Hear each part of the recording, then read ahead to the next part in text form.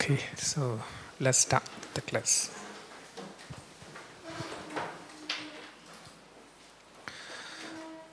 Namo tassa bhagavato arahato samma sambuddhassa.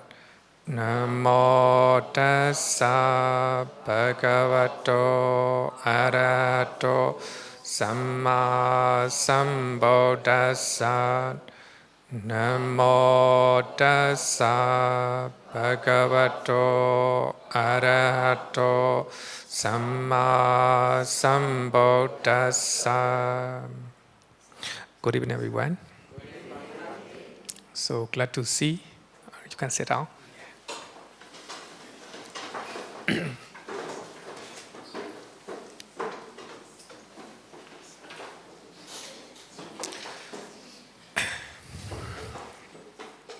Okay, it's happy to see all of you in the class. So, this is a Sutta study class. So we focus on 40 meditation method. We focus on 40 meditation method. So this will be the topic. So this year we have a 80 weeks. 80 weeks. We're trying to finish within. Actually, the class will end November 30th. So we're trying to finish. So before we talk about 40 meditation method, I want you to know one word in Pali. It's called Kamatan. Kamatan. Simply, we translate as a objects of meditation. So the objects of meditation are known as Kamatana. Kamatana. So the word literally means the place of walk. The place of walk. Because especially in Thailand, meditation master, they call meditation Kamatan. Like a breathing Kamatana and like a Metta Kamatana, like that. So it is the object of meditation. So we'll be studying 40 type of meditation method. So they are called Kamatan. They are called Kamatan. So here, if you know the literal meaning of Kamatana, you know what is meditation. What is meditation look like? So maybe I want to explain a little bit about Kamatana. Literal meaning is the place of walk. The place of walk. Suppose if you are working in a one company, so you have to go to your office, right? Every day. Not every day. Open. No, normally 5 days a week, right? 5 days a week. So your office is the place you walk, right? You walk. So if you no longer go to your office, so you'll be fired. You're not walking anymore, right? Of course, nowadays, work from home, right? So actually, your home will be the place of work, right? The place of work. So its original meaning is someone's place of occupation, like a farming place, or trading place, like that. So in meditation, it refers to objects of meditation. Objects of meditation. I'll give you one example, like a breathing. Breathing, right? Normally, when we are practicing breathing meditation, normally our place of work will be here, around your nose, around your nose. At the tip of your nose, here, around here, right? So that means all your attention must go to here, at the tip of your nose. So then only you can observe your breathing. So normally, of course, breathing will be object of your meditation. We can see that. But where you have to walk, at the tip of your nose, right? At the tip of your nose. So that will be kammatthana, kammatthana. So where meditator walks to develop mindfulness and concentration. So by keeping all your attention at the tip of your nose, then you know in breath and out breath, right? While you are breathing in, you know, you're mindful here, right? Mindfulness. Your mind is concentrated at the tip of your nose, right? So that is called kammatthana. Kammatthana. Some people, so they practice, they keep all your attention on your belly, rising and falling off abdomen. So when you are breathing in, then your abdomen rise. Now when you're breathing out, your abdomen rise. So rise and follow your abdomen. So all your attention must go here, right? Forget about your breathing. Forget about everything. So your place of work will be here, right? So that's called kammatthana. So what to do? To develop mindfulness and concentration, right? So therefore, kammatthana here means objects of your meditation. So traditionally in Theravada Buddhism, we have a 40 meditation method. So those 40 meditation object, sometimes we call it method, right? So those 40 meditation objects are the place where the practitioner walk. So when you choose a particular meditation object, all your mind go to there. You have to walk on it, right? So when you're practicing breathing meditation, your walking place will be at the tip of your nose, right? So keep your mind at the tip of your nose and observe in breath and out breath. So you have to do it again and again. That's called meditation, right? Meditation. Kammatthana.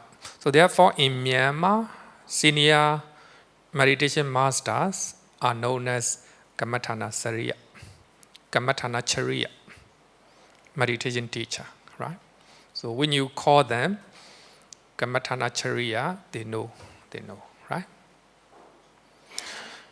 Okay, so we have a 40 type of meditation according to Visuddhimagga. So there are 40 type of meditation method. In other words, kammatthana.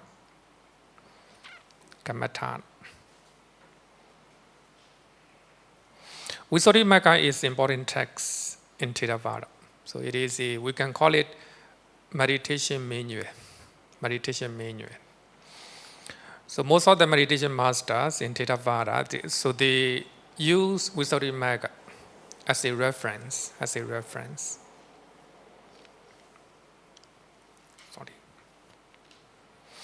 So you can find all 40 meditation method in Visuddhimagga, and also Visuddhimagga tell you how to practice breathing meditation, how to practice metta meditation. So in this class, we'll talk about using Visuddhimagga as well as the suttas. Actually, Visuddhimagga is a kind of commentary, not taught by the Buddha. Visuddhimagga explains detailed meditation method, quoting some of the important sutta from Pali Canon. So Visuddhimagga is important in Theravada. So there are 40 type of meditation method. Commentary usually mention 38. 38 meditation method.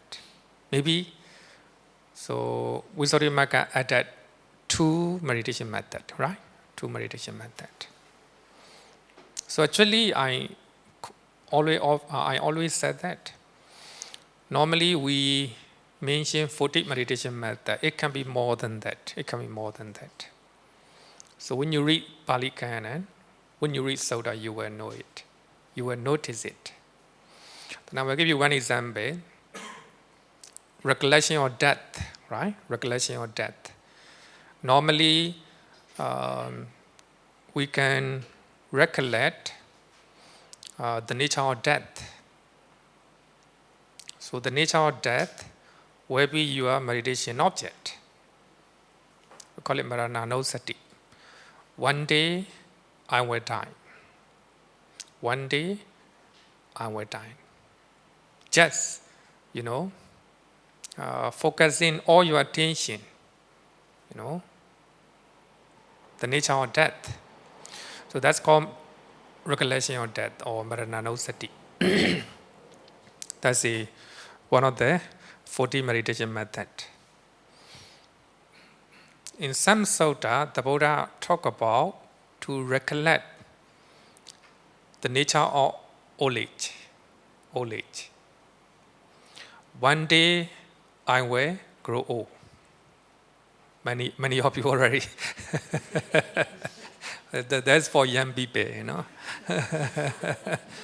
One day I will grow old, right? That's also a kind of meditation method. For young people, we can practice. So there are a lot of benefit. So the Buddha said that when you practice recollection of death, it will lead to Nibbana. Even you can attain Nibbana. So therefore, the commentary mentioned 38 type of meditation method. So Visuddhimagga mentioned 40, right? So these 40 meditation methods can be categorized in following ways.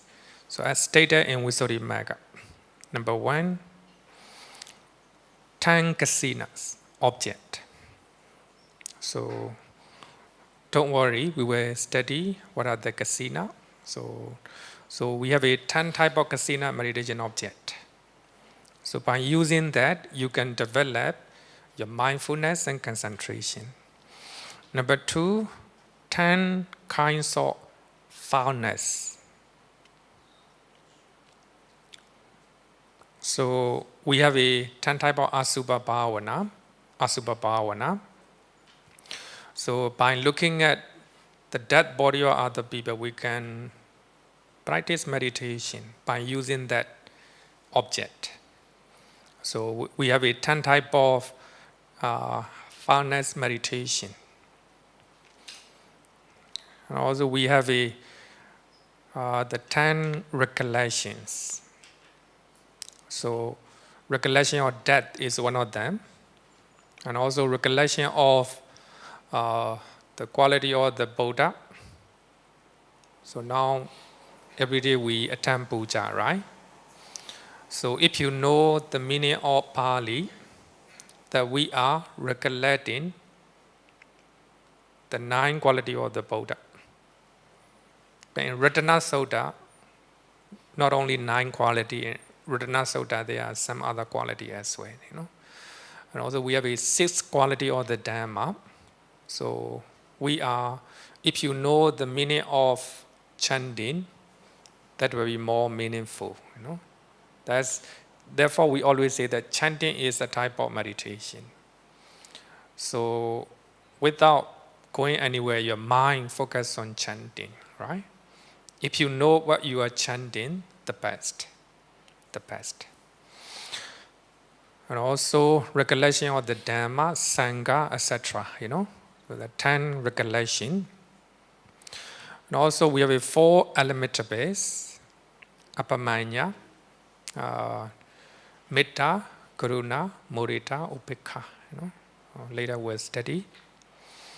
Sometimes we call it 4 sublime states, right? So if we develop Metta, Karuna, Mudita, Upekkha, so that's meditation. In our puja, we always do at the end of our chant, right? Let us relate loving kindness. Compassion, right? We use loving kindness, metta. Sabbe satta sukhita hontu, like that. And also, we have one perception. There's one meditation method. And we have one analysis, Bhavatana.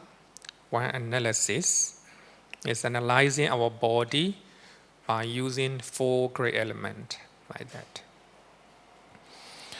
We have the 4 immaterial states, altogether 40.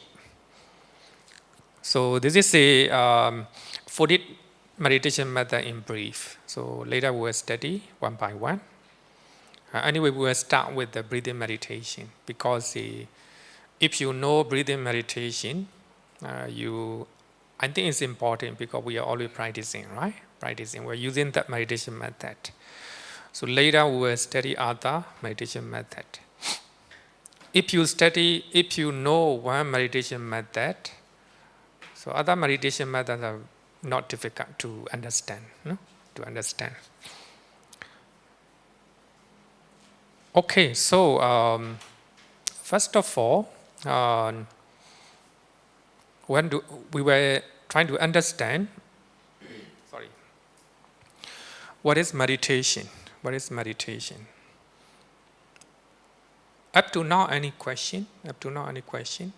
Because normally in my class, I open Q&A, after finishing one part, so that if you do not understand, then you can clarify. Any question? Okay, no question. So now, what is meditation according to Cambridge Dictionary? So they give you 2 definitions. So the first one, so the act of giving your attention to only one thing, either as a religious activity or as a way of becoming calm and relaxed. So give you example, prayer and meditation. She practiced meditation. Nowadays, actually, the word meditation is very popular. Not only in Buddhism, even Abrahamic religion, so they try to use the word meditation. So here, the act of giving your attention to only one thing. Very close definition of meditation. Very close definition of meditation. So now I'm teaching. So if you focus on what I'm talking, meditation. Actually, it's meditation. So in Buddhism, teaching also a kind of meditation. Learning also a kind of meditation. So to explain one thing, a lot of concentration, right? It needs a lot of mindfulness. Similarly, when you are learning, you need a lot of mindfulness, right? Without mindfulness, you will not understand what I'm talking. It's meditation. Okay, so second definition, I will not mention it. Second definition is serious thinking. Serious thinking. Maybe if you are thinking about one thing, they call it meditation. So we're not take it. We're not take it. Okay, so we'll talk about what is Buddhist meditation. Meditation in Buddhism. I think that's important to understand. So before you meditate, when you are thinking to meditate, you need to know what you are doing, right? And you need to know what is the purpose of doing that. So here, meditation in Pali is bhavana. So the word bhavana is translated as a meditation. Meditation. So it is equate with English meditation, the word English meditation. The literal meaning of bhavana is a developing or cultivating. Cultivating. So therefore, some say as a mental training or mental culture. Mental culture. Of course, meditation is a mental training. So by using your breathing, you train your mind. By practicing metta, you train your mind. By practicing recollection of death, you train your mind, right? So mental training, mental training. So here, you need to pay attention to this one, developing, cultivating. In many suttas, so the Buddha usually use two words together when he refer to what we call meditation. So I think that's very, these two words are important to understand what is meditation. Number one, paveti, to develop. You need to develop something, right? I will explain what is something later. Number two, bahuli karoti, to do numerous times. Actually, to do numerous times is literal meaning. So you have to do it again and again,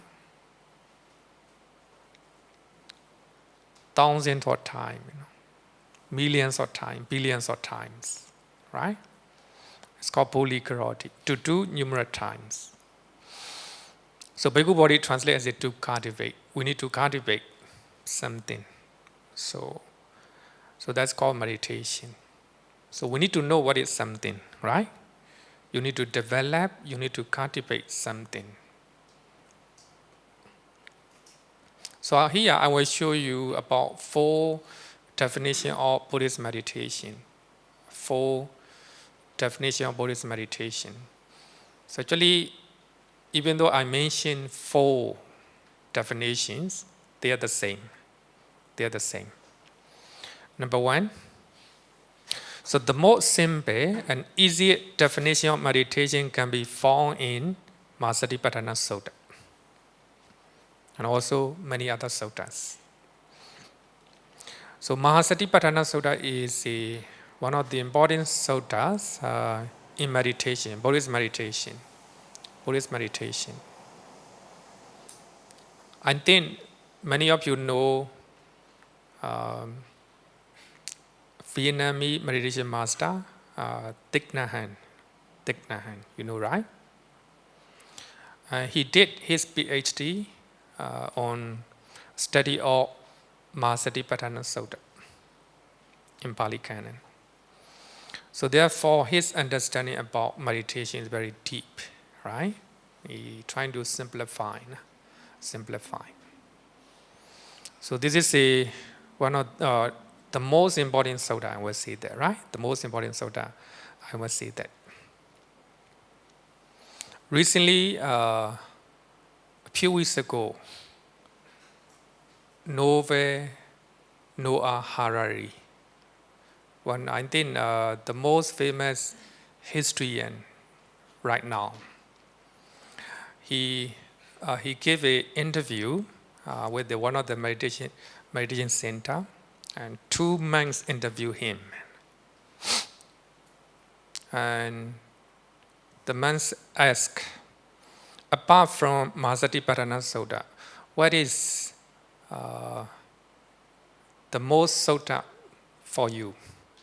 He said that Anapanasati Sutta. Anapanasati Sutta is a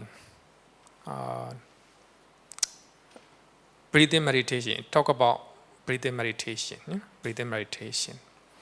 Actually, Mahasatiparana Sutta and Anapanasati Suttas are the same, but they have a different way of teaching, how to practice breathing meditation. So anyway, Mahasatiparana Sutta is the most important sutta as far as meditation is concerned. Tika Nikaya, Sutta number 22, Majjhima Nikaya, Sutta number 10, right? So in that sutta, we can find a very simple and easy definition of meditation. So meditation means developing mindfulness or cultivating mindfulness by using 4 foundations. In other words, by using 4 objects. By using 4 objects. By using the body, by using the feeling, by using mind, by using natural phenomena. So here, meditation is very simple. What is meditation? Buddhist meditation. To develop mindfulness. To develop mindfulness. So when you are practicing breathing meditation, you breathing in mindfully. You breathing out mindfully. You keep all your attention at the tip of your nose, right? That's called meditation. Very simple, right? It's the most simple definition. Here, I'm teaching mindfully. You are listening mindfully, right? That's meditation. That's meditation. Okay? So therefore, nowadays, some people say mindfulness, mindfulness, mindfulness, right? And sometimes they say mindfulness meditation. Actually, they are the same, You can call it meditation or you can call it mindfulness. They're the same, right? They are the same. So that is the first definition, okay? So mindfulness also 2 types, wrong mindfulness and right mindfulness. Must be right mindfulness, right? Sometimes when you're playing game, you're very mindful. Huh? When you're playing game, sometimes you're angry, So if your mindfulness arouse your anger or your greedy mind, sometimes some game, right, create a lot of greedy mind or attachment.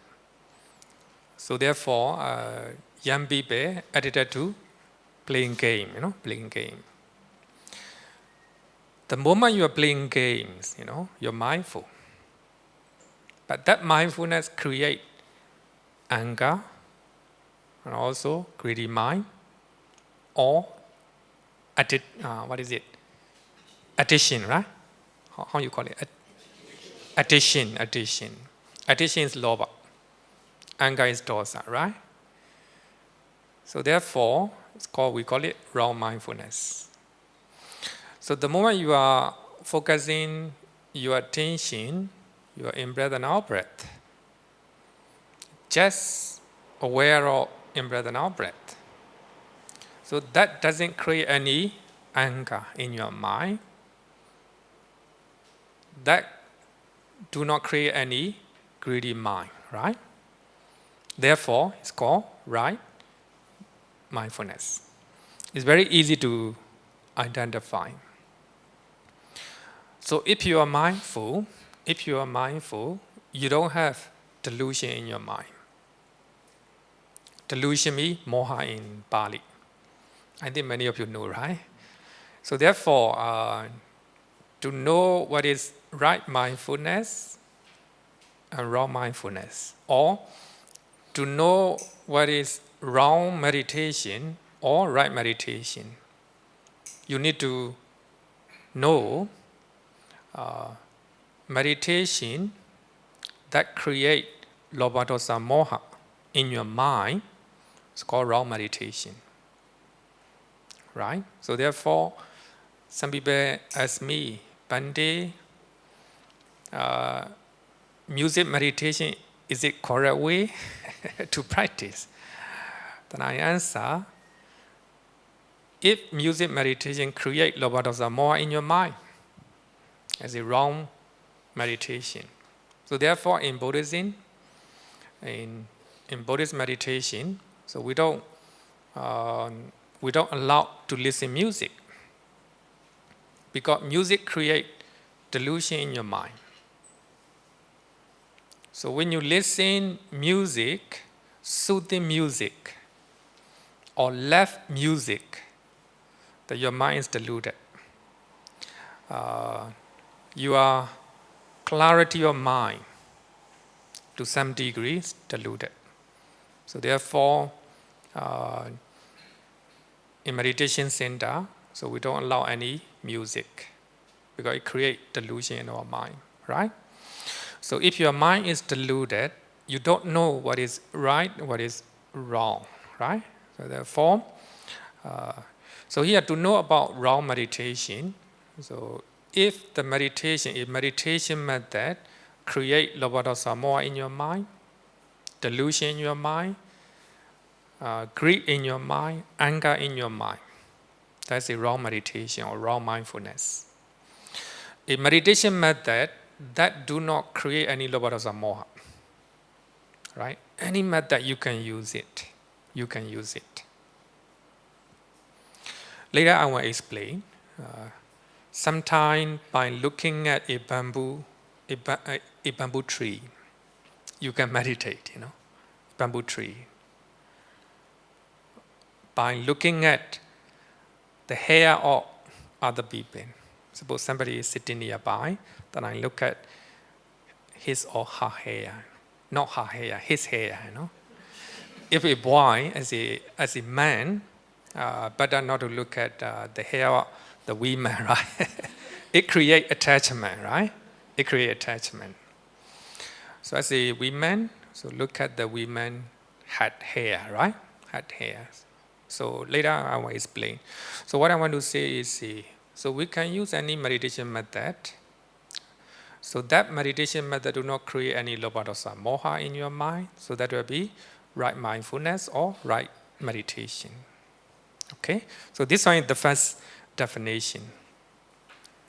Second one, to develop and cultivate concentration. We call it samadhi, right? Samadhi. So sometimes you can use the word concentration, The word concentration also may be synonym of meditation. But of course, it doesn't cover all, right? All. So to develop and cultivate concentration, so I will quote one sutta from Sutta Nikaya. The Buddha said that bhikkhus develop concentration, cultivate concentration.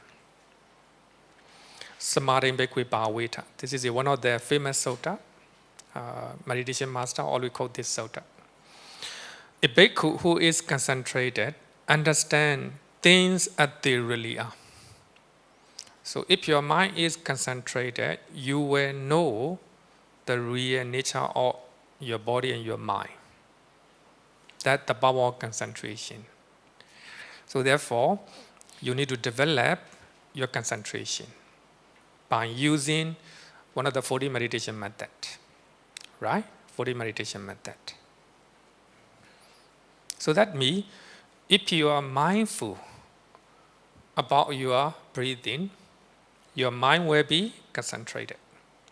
So concentration is as a result of mindfulness, right? Mindfulness.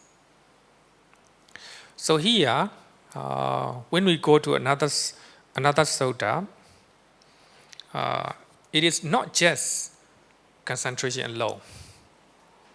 It is together with 7 factors, 7 other factors. So the Buddha said that the one-pointedness of the mind equate with 7 factors. So what are the 7 factors? Right view, right intention, right speech, right action, right livelihood, right effort, right mindfulness. So, together with the concentration, that will be the Noble Eightfold Path, right? The Noble Eightfold Path. So that means, even though we use the word concentration, samadhi, it doesn't mean samadhi alone. Samadhi together with 7 other factors, right? That's called meditation. Earlier, I said that to develop mindfulness, normally people think that mindfulness alone. No. Mindfulness together with other 7 factors, right? So you need to understand that. You need to understand that. So sometimes the Buddha highlight mindfulness, sometimes the Buddha highlight concentration. Concentration. Okay? Okay, up to now, any question? Up to now, any question? Here. Can you use microphone?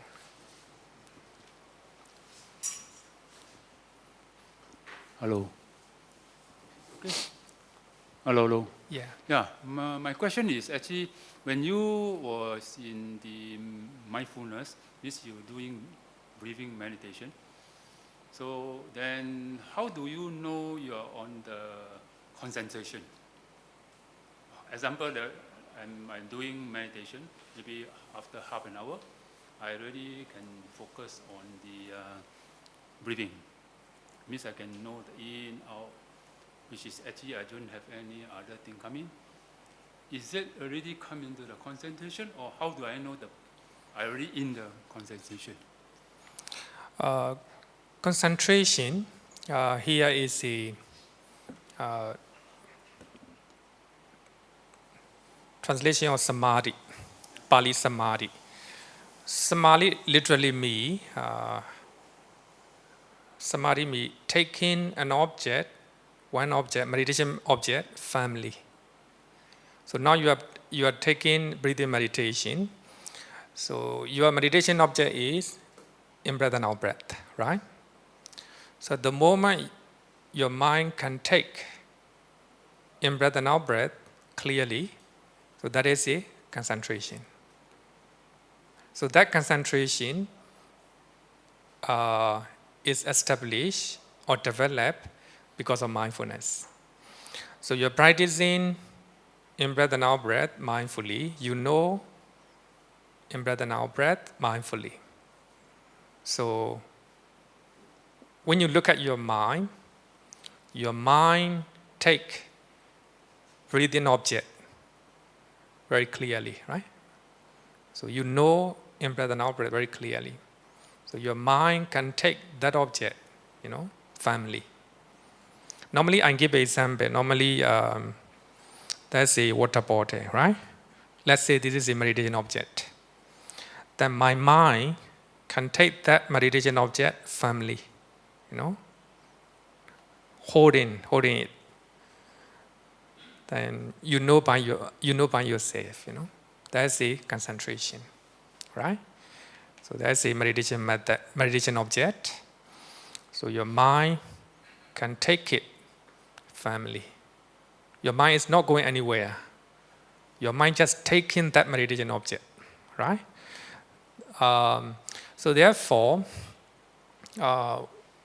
when you understand the word samadhi with the word concentration, it's a little bit, how to say, some meditation master doesn't want to use the word concentration.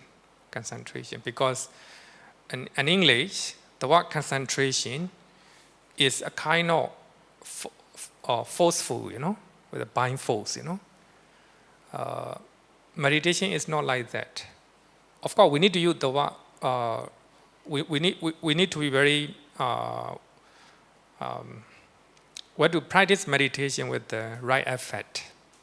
But the moment you are doing in-breath and out-breath, you have to know it naturally, without any forcing, You don't need to force your mind. So therefore, some meditation masters, like Ajahn Brahm, so they don't want to use the word concentration. So instead, they use the word stillness or calmness, stillness and calmness. So the moment you are mindful about your in-breath and out-breath, you will have a stillness in your mind. That's concentration. That's a samadhi. Okay.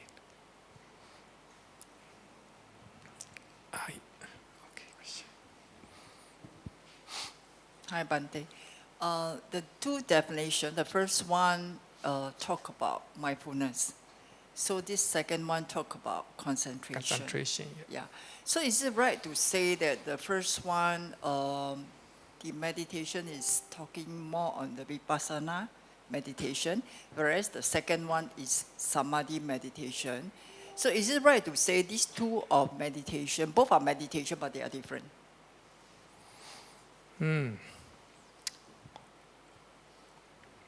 It's hard to say because, of course, concentration is purely samatha. Purely samatha. Mindfulness normally is also samatha. Because of mindfulness, we will have a concentration. Because of concentration, you will have a right knowledge. We have a, in Pali we call it sammajnana. Sammajnana, right knowledge. Right knowledge can be a part of vipassana. Sometimes it's hard. Concentration, of course, samatha. Samatha is hard to say. What is it? Mindfulness is hard to say whether it is a samatha or vipassana.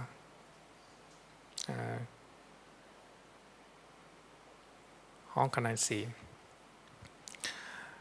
I think we can call it samatha. But in Pali, we have two words together, sato sampajano. Sato means mindfulness. Sampajana means clearly understanding, right? Clear understanding or clear comprehension. Clear comprehension can be vipassana. Okay, here you have something to say? No, I'm just thinking, because constantly we heard that if we want to attain the nibbana, we might have to start with samadhi meditation, but then eventually we have to go into vipassana meditation in order to attain nibbana. Yeah, you're right. So, and the meditation method is, okay, maybe the vipassana meditation, you need concentration as well, but then it's not pure concentration, unlike the samadhi meditation that is mainly concentration and reach the one-pointedness. So is it right to say that actually vipassana meditation, you need concentration, but it's more than concentration? Yeah, of course. First of all, we need to have a concentration. Then only you have a vipassana. I think we'll discuss later because I want to explain what is samatha and vipassana, because new face that they will not understand what we are talking, right? So later you can ask, later you can, because I'm talking about samatha and vipassana, Okay. Any more question? Okay, no question. Then later I will come to that. I will come to that. So that is a concentration, right? We need to develop concentration. The number 3, developing and cultivating the Noble Eightfold Path. The Noble Eightfold Path. It's called concentration. So this can be found in Dhammacakkappavattana Sutta, the first sermon. The Buddha said that this noble truth of the path leading to cessation of suffering, leading to Nibbana, is to be developed. To be developed. Here you can see that to be developed. Bhavitapan. So the Noble Eightfold Path need to be developed. Then if you develop the Noble Eightfold Path, it will lead to cessation of suffering. Your suffering will be stopped. In other words, you will attain Nibbana. No? You will attain Nibbana. So in this sutta, the Buddha talked about the Noble Eightfold Path to develop, to cultivate. So developing and cultivating the Noble Eightfold Path is called meditation. Meditation. Actually here, normally I prefer this one because it's comprehensive, right? Comprehensive. I think we will explain the Noble Eightfold Path when we go to the certain place. Certain place. Okay. Then number 4, the last one. So this one. So here I think the Noble Eightfold Path, right? The Noble Eightfold Path. So the first one is the right view, right? Right view. It is important to have a right view before you meditate. So therefore you come and attend the class. If you know what is right meditation, right? So that means you are developing right view. So therefore, that will be meditation. Based on that right view, you will have a right intention in your mind. Based on that right intention, your speech will be right, your bodily action will be right, you will have a right livelihood, you will have a right mindfulness, you will have a right concentration. So together, together with the right effect, right? Right effect. The Noble Eightfold Path. Learning in the class or meditating by yourself alone at all. You are developing the Noble Eightfold Path, right? So you are meditating. So therefore, learning right view about meditation, right? One of the Noble Eightfold Path. Okay. The last one, the last method is the most popular definition of meditation. The most popular one. To develop and cultivate serenity and insight. Serenity, samatha. Insight me, vipassana. I think you already know. So therefore you're discussing, right? So anyway, if you can develop samatha in your mind and insight, vipassana in your mind, that's called meditation. In other words, 2 types of meditation, right? 2 types of meditation.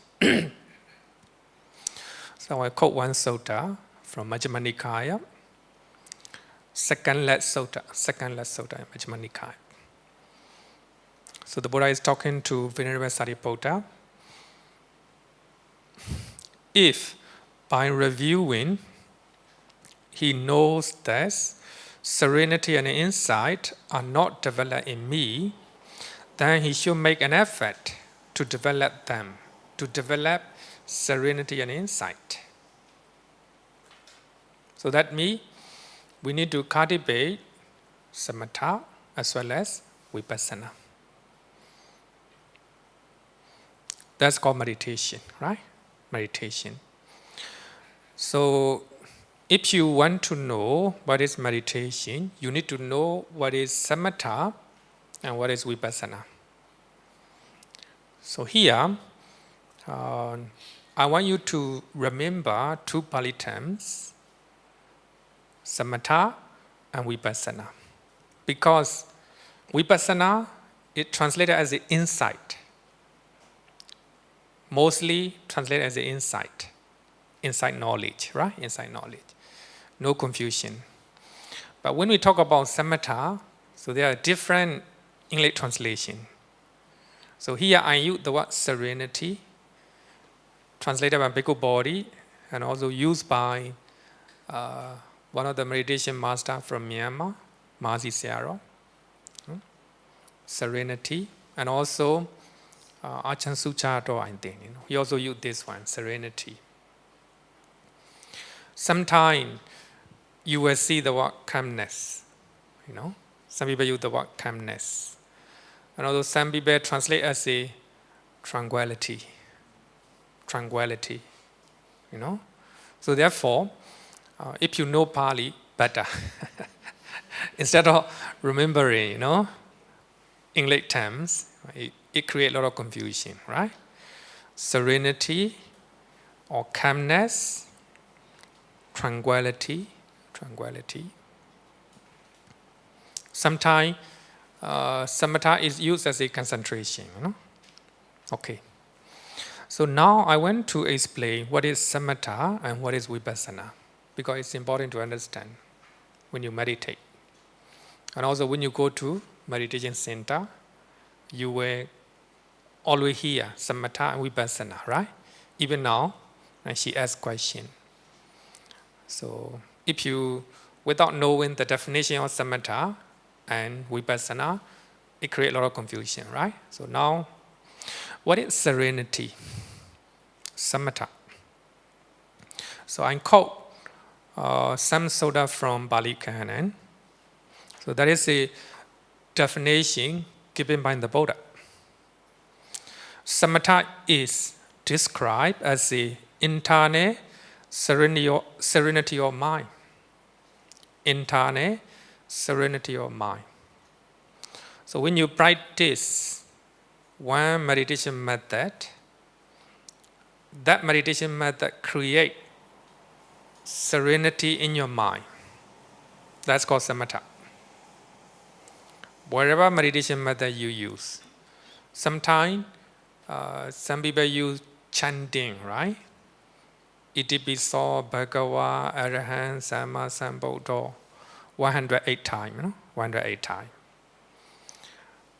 You focus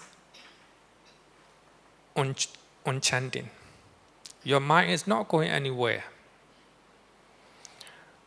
If your mind is truly concentrated on chanting, at the end of chanting, you will have serenity of mind.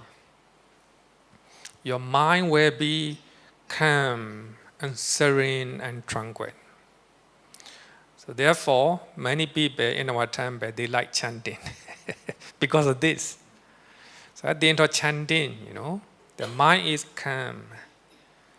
So they have a serenity in their mind, calmness in their mind, tranquility in their mind.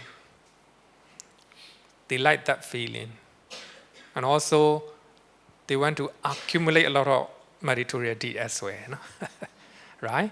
After chanting, they have a lot of meritorious deeds. Internal serenity of mind. It is the serenity of mind that still enemy state, opposing state or enemy. So there are 5 hindrances. 5 hindrances. Number 1, sensual pleasures, right?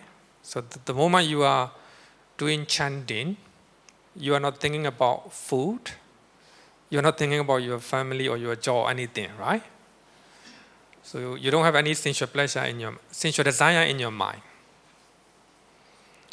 Then you don't have a airway in your mind.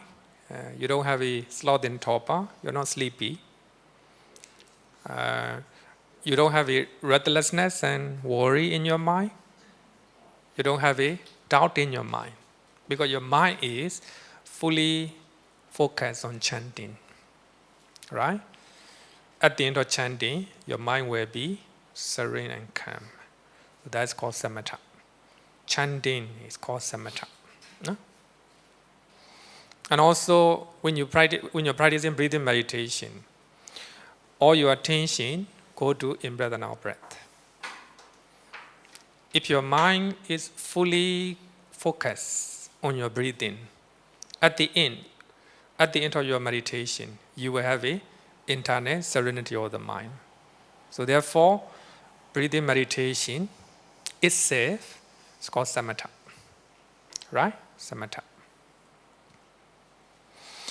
So by practicing samatha meditation, so you are fighting or you are cremating 5 hindrances in your mind.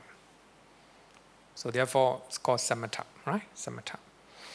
So to understand samatha, also you need to know another 3 terms: samadhi, jhana, samatha. So they are very close. They're very close. In other words, we can say that they are synonym, but they have a slightly different, slightly different functions, functions. Samadhi, number 1, samadhi. Normally we translate concentration. Normally, concentration is not of course, it doesn't cover. But anyway, the word concentration is very popular. Bhikkhu Bodhi also use the word concentration, and many other use concentration. So the literal meaning of samadhi means samadhi that take meditation object family. That's called literal meaning of samadhi. So the moment you are practicing breathing meditation, your mind can take breathing object family. At the beginning, no, you cannot do that. So when you do again and again, your mind able to take breathing object family. That's called samadhi. So therefore, we keep our mind at the tip of our nose and observe in-breath and out-breath. If we do it again and again, the mind will be able to take breathing object family. Your in-breath, your out-breath will be getting very clear. If you practice, continuously, continuously. So here, samadhi means taking meditation object family, right? That's called samadhi. So another synonym with the samadhi is called ekaggata, one-pointedness. So ekaggata means that unify one's mind at one point.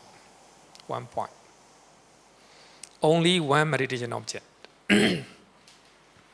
So the word ekaggata is used in Abhidhamma, one of the middle factor, ekaggata. Because it's very, the word ekaggata is very, accurate, It is another term for samadhi, one-pointedness. So your mind just go to one point, right? So when you're practicing breathing meditation, your in-breath and out-breath is an object. So your mind just go to there, not going to any other way, So when you're doing chanting will be your meditation object, your one point. So the mind just go to the chanting, chanting.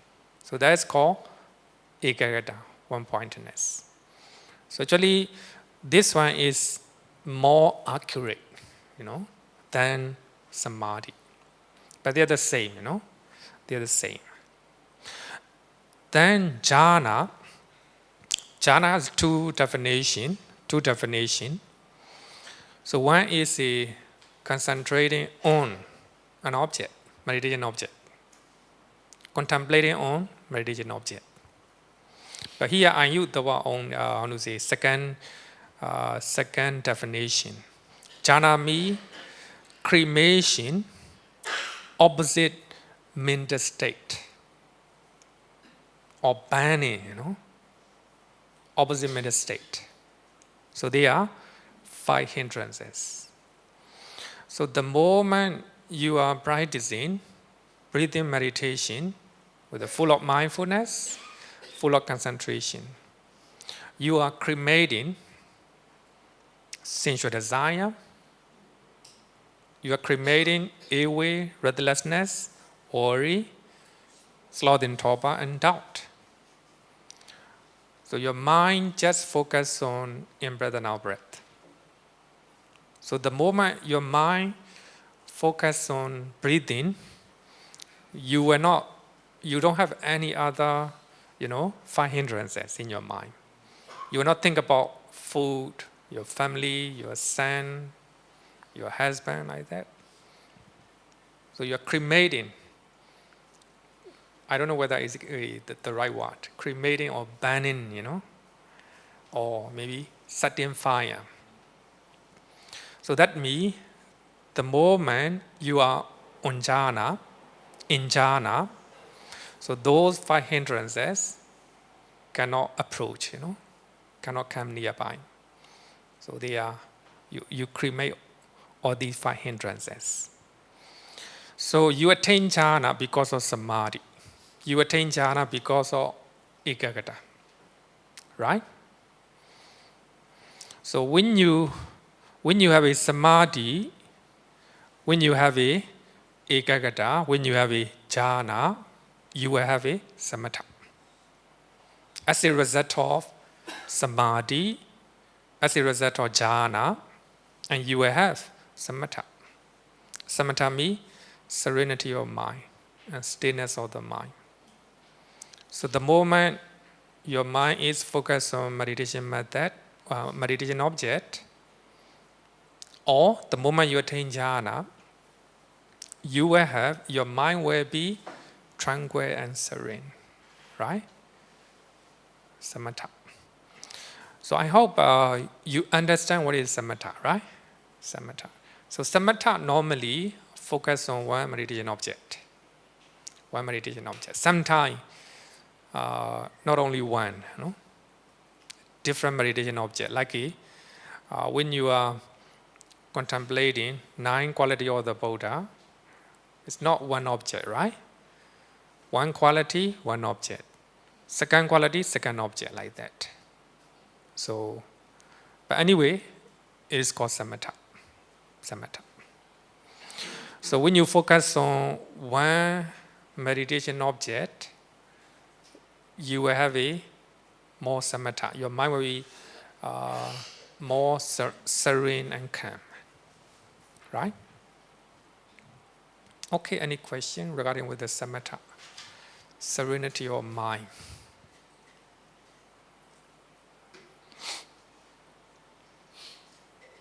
Okay, no question. Okay. Oh, okay, can. It's okay, can ask.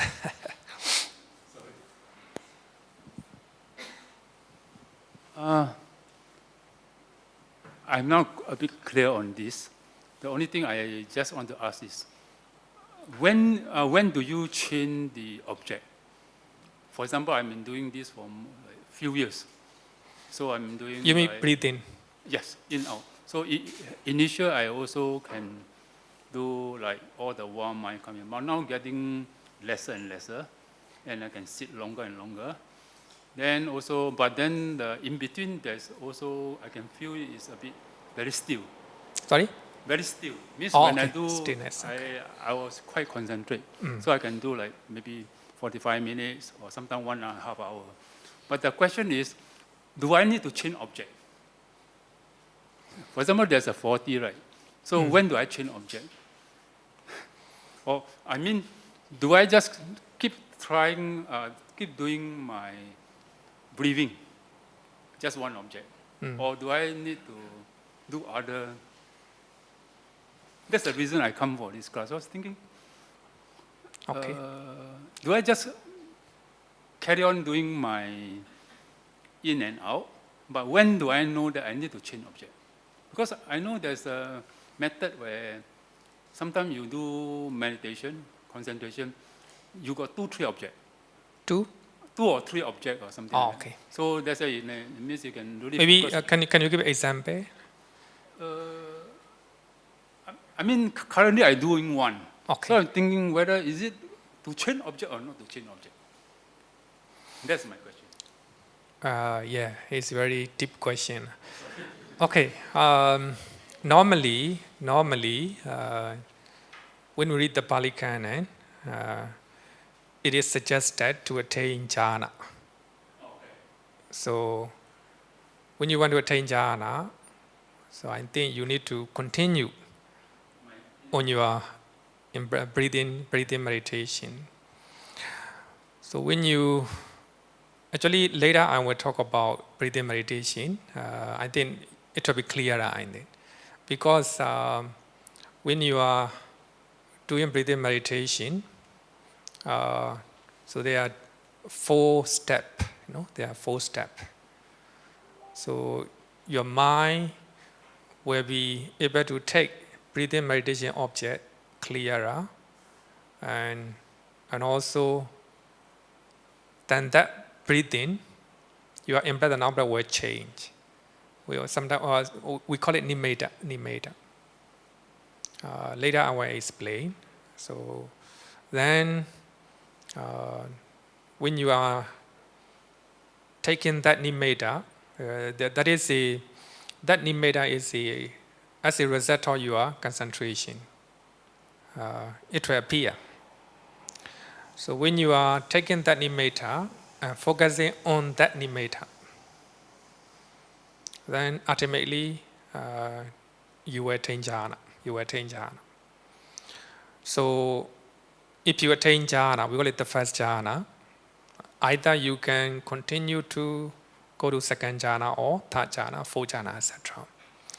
If you don't want, then after attaining jhana, then you try to practice that jhana skillfully, Then after that, your samatha, stillness of your mind will be very powerful. So by using that samatha, then you can incline your mind to your body, to your mind. And that's we call it vipassana, vipassana. So with the powerful samatha, you can go to vipassana.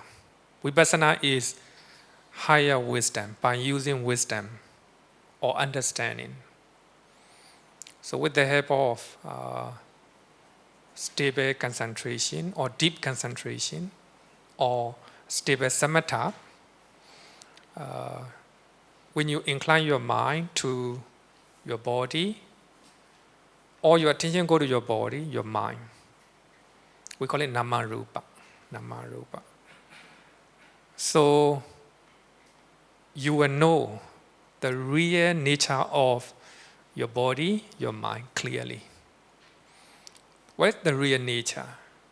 Real nature is impermanent nature of your body, especially, physical phenomena in your body arises and pass away. And also mental phenomena, the mind also, you yourself will clearly understand, clearly see, with the wisdom, how they arise, how they disappear. The moment mindfulness arises, you know mindfulness arises, and it disappears. You know by yourself with the help of samatha or with the help of concentration. I think we need qualified meditation master to discuss, right? To go to those step-by-step meditation method. Okay, so vipassana, when you have a samatha, in other words, when your mind is serene and calm, you can go to vipassana. Vipassana means insight. So this is a definition of vipassana taught by the Buddha. The higher wisdom or insight into phenomena. Adipanya Dhamma Vipassana. Adipanya Dhamma Vipassana. So here, what is the Dhamma? Here, Dhamma is not a teaching. It is a, in Pali we call it Sankhara. It is a conditioned things. And then if you understand, like in Namarupa is much better, right? Your body, your mind. And the body of other people, and the mind of other people. Sometimes we call it five aggregate. Sometimes we call it six sense bases. Whatever you call it, the same. It is we are naming, sankhara, conditioned things. Let's say body and mind.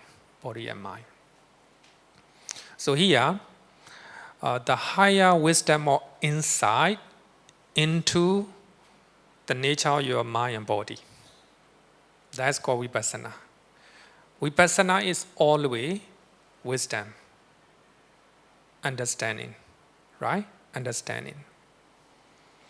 So with the help of deep concentration, stable concentration, then when you look at your body, when you look at your mind, you yourself will know it. The nature of your mind and body. So what is the nature? Then I will quote one sutta from Sutta Nikaya. We call it a nature sutta.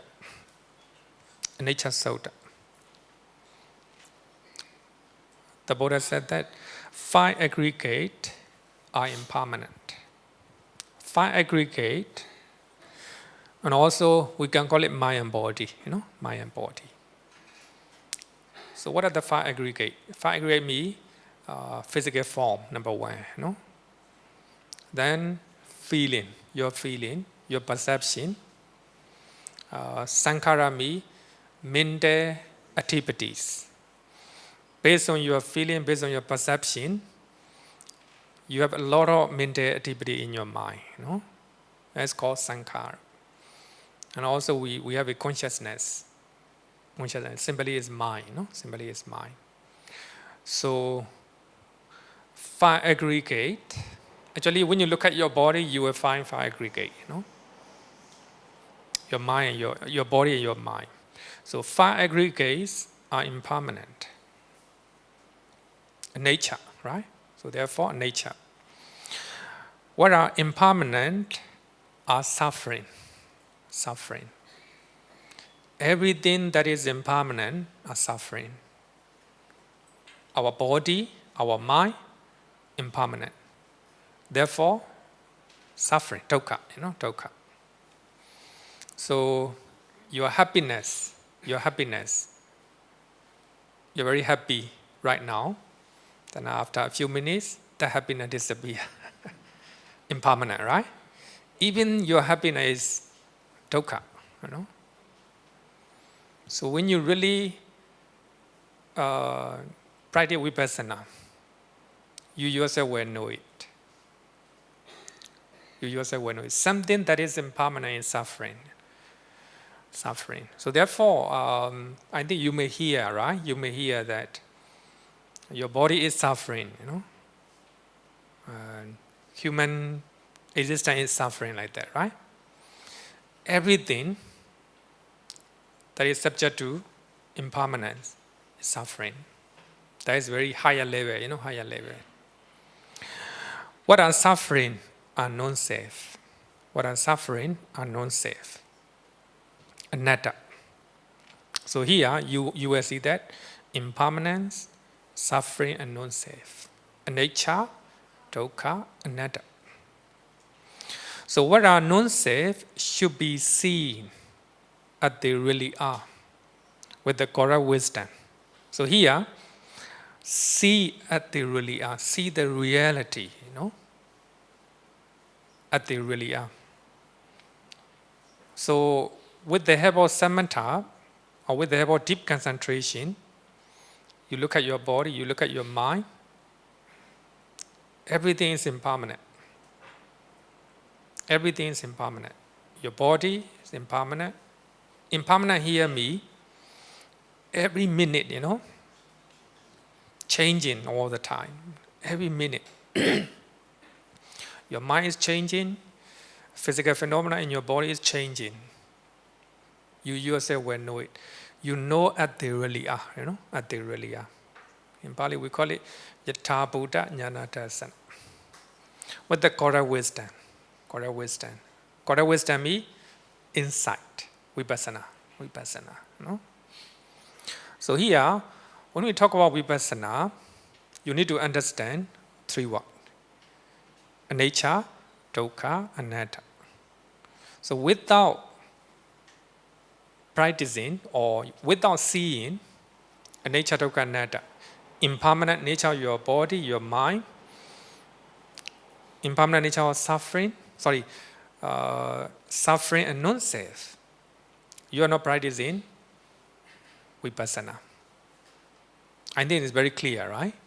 Vipassana here means knowing the nature of your body and mind in terms of impermanent, suffering, and non-safe. Among them, impermanence important. Impermanence is important. So in Pali Canon want to mention somebody becomes Sotapanna. Pali Canon normally mention with the one line, Pali line, Yankenchi, Samudaya Dhamman, Sabbanta Nirodha Dhamman. So when you see that Pali line, so that means that person became Sotapanna. It means something that has the nature of impermanent, cessation. Something that is the nature of arising has the nature of cessation. So here, arising, cessation. Physical phenomena in our body, the nature of arising, it also has the nature of cessation. Something arises, that's one nature, right? When something has arising nature, and that also has cessation nature. Arising and cessation. Arising and passing away, right? Passing away. So with the help of samadhi or with the help of samatha, then you look at your body and mind, you yourself will know they are impermanent, they are changing, right? So this one, impermanent. Your five aggregate are impermanent. Something that is impermanent is suffering, right? Suffering. It's not everlasting, right? Then something that has the nature of suffering, non-safe. You cannot control. You cannot control over it. Now, in the first sermon, the Buddha said that birth is suffering. Old age, death, right? Suffering. You cannot control it, right? You cannot control it. So when you know the nature of your body and mind as they really are, with the correct wisdom, in other words, with the insight of vipassana, then if you know about when you can practice vipassana, how to say? what are non-self should be seen as they really are with the correct wisdom that in this way, they are not mine. They are not my me. This not my body. This not my mind like that. Normally, they are just far aggregate. It's not you. It's not you, right? These I am not. So that means I am knowledgeable like that. I am rich like that. I am poor like that. Actually, a kind of comparing mind. You don't have that. You don't have. You will not have that. These are not mind safe. So you will not find your body, your mind. You will not find any permanent entity in your mind, in your body. When you look at with a deep concentration, you will not see anything which is permanent, any entity in your body or in your mind. Everything is changing. Everything arises, passes away. Right? Even now, so when we look at the very powerful microscope, I think we know, right? So our blood are changing, our physical phenomena in our body are changing.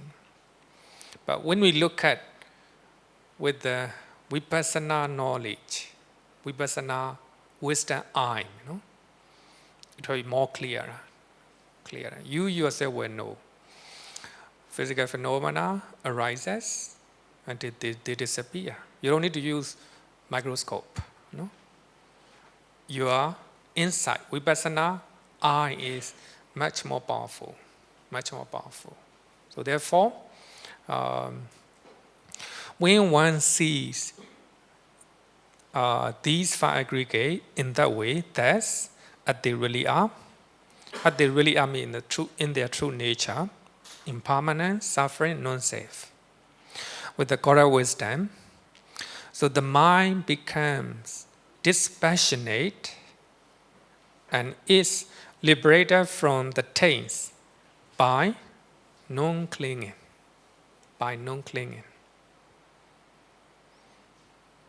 Normally, we have attachment to our body. This is my body. Because we don't have a vipassana knowledge. Imagine you are going to die. Suppose you are going to die. Right now.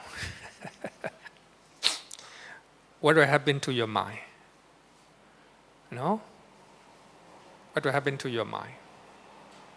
You have a lot of fear, right? To leave everything behind, Even you can let go your heart, your family. Very difficult to let go your body. Oh, I have to leave my body. Right? Fear. And also frightening, Frightened mind will appear in your mind. So somebody who have attachment to their body, they cannot leave this world, freely, with a free mind. Because of too much attachment to this body, fear will arise. If the doctor told you, you will die within three months, normally a lot of fear in their mind, right? They cannot believe, they have to leave everything behind. So they have to live with so much anxiety, so much fear, so much suffering in their mind, right? So that fear, anxiety, depression, all these negative emotions arises because you don't know the real nature of your body and mind. Because you don't have vipassana knowledge. Then you practice meditation, then you have a very strong concentration. Then because of that samadhi concentration, your mind is peaceful and calm and serene. So based on that samatha, serenity of mind, you look at your body, you yourself know that physical phenomena in your body, mental phenomena in your mind, arises and passes away, arises and passes away. So the moment you look at your body, you don't see anything permanent entity in your body. So therefore we call it anatta. Anatta means, of course, anatta has a different definition. One of them is the emptiness, sunyata. So there's no permanent entity in your body and in your mind. Everything arises and passes away. So there's the emptiness in your body, emptiness in your mind. Emptiness means there's no permanent one, Because of that understanding, my body changing, impermanent, then today I have to die, right? That's the real nature, right? That's the reality, right? They really are, as they really are, right?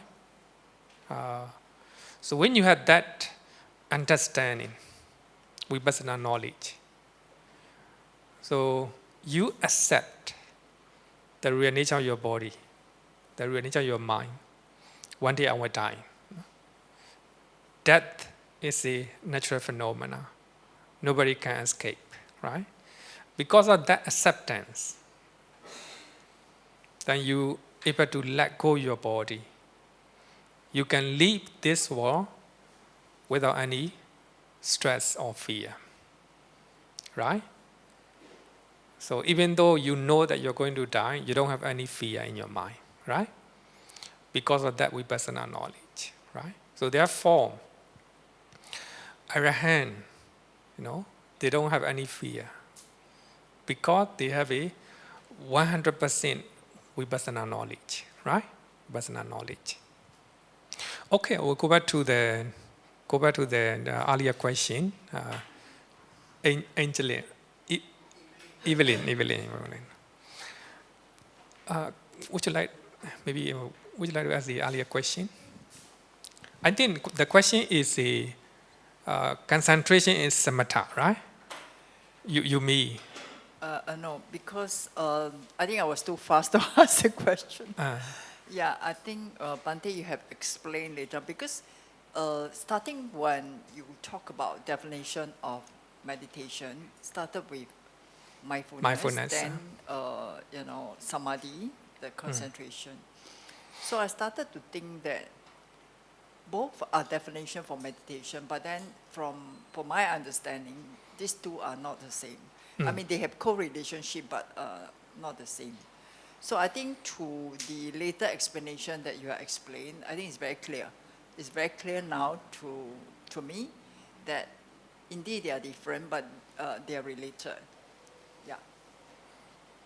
So therefore, I think when you know what is samatha, what is vipassana, I think it will be clear. Because when we look at the Noble Eightfold Path, we start with the right view, right? Right view. Even the right view can be vipassana. Because the right view means right understanding, right? Right understanding. Then because of right view, your intention is right. Your speech, your action, your livelihood, your effort, your mindfulness, your concentration are right. So therefore, normally the Noble Eightfold Path end with the right concentration. Normally, right concentration is samatha. Because in the Pali Canon, right concentration is explained with the 4 jhanas, right? Jhanas are always samatha. So with the help of samatha, or right concentration, we can go to the vipassana again. So when you read the Samanyaphala Sutta, you will see that the Buddha explained 4 jhana, then go to vipassana. Okay, question? Yeah. So I think there were people who say that when you practice vipassana, you don't have to go through samadhi. I think this is not correct. You mean Is it samadhi right? means jhana, right? Because when we practice meditation, some people, actually a lot of people tend to go to the samadhi meditation. But then this day, I think vipassana meditation is even more popular, even non-Buddhist. But of course, their way of explanation could be different.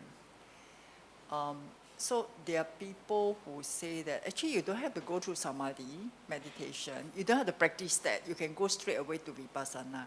But my understanding is that actually you have to go through that to develop your concentration, and that will help you to go You're right. on to vipassana. You're right. Because the samatha and vipassana, they are correlated each other. No? Ajahn Chah explained samatha as a food. Then after eating, after digestion, you go to feces. Huh? Sorry to say that. Feces, right? Actually, they are the same, right? We can say they are the same or they are different. So we cannot separate, So when you read Satipatthana Sutta, you will know that. After talking about samatha, and the Buddha go to vipassana, right? So therefore, some people say that Satipatthana meditation. So that means samatha as well as vipassana, right? I think we'll discuss in later part because that is a very controversial one. Now, time is up, so we'll talk about this in detail next week. So now, normally we chant 3 verses. Question? Okay, one question. Sorry, one question. Can this? Thank you, Bhante, and thank you. Okay, let's say we realize that this body is not us. Maybe make sure that micro. Yeah, correct, yeah. Suppose that, the class here, we realize that this is not mine, this body is not mine, this is not myself. So suppose, I use the word suppose. So we have the wisdom ready. Yeah. So now yeah. Can you hear me? Yeah. So now we go and practice this to dissociate ourselves from the body. So now the question arises, Bhante, I want to ask you, please enlighten us. Okay, suppose we pass away already. We pass away. So what am I? Because we are no self. So I don't know about the soul part. Some don't believe in the soul, some believe in the soul.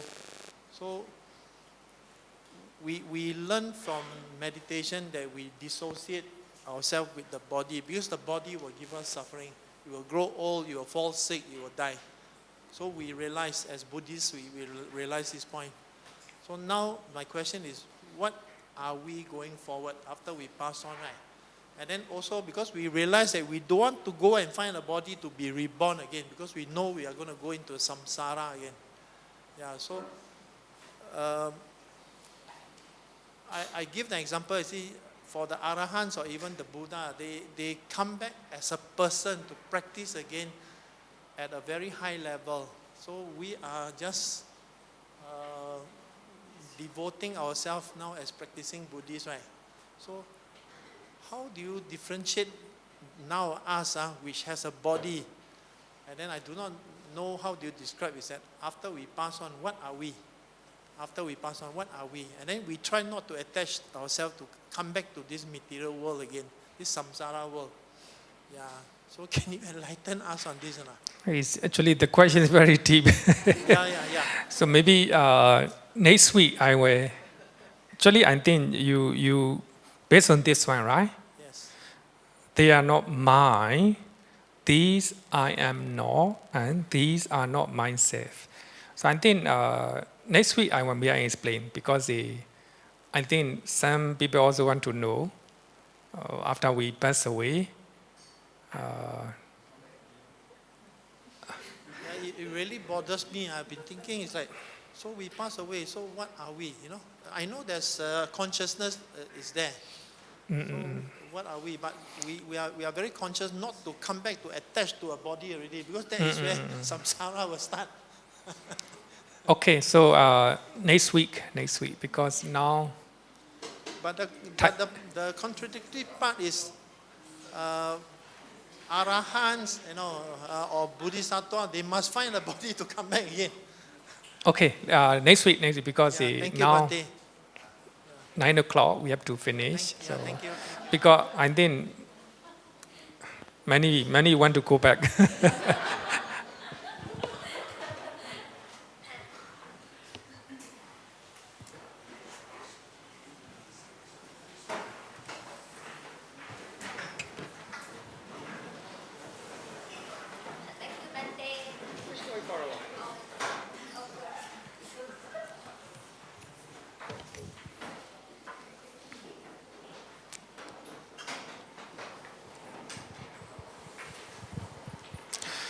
Yo vadatam bhavaro manu jesu sakyamuni bhagavakata kecho paragato bala vidiya samanghi Tan sukatan saranatamu pemi Raga viraga maninjama sokan Dhamma masangkatama patikulan Madura mimamba kunan suvipadan Dhamma mimang saranatamu pemi Yata jati namaha palamahu Chatu susisu purisa yugesu Attacha pogala dhammata sate Sangha mimang saranatamu pemi Sadhu, sadhu, sadhu. Good night, everybody.